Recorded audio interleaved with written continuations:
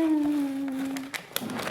Cardamom, cinnamon stick, it's garam masala, chili powder, cloves, and coriander powder. Thank you.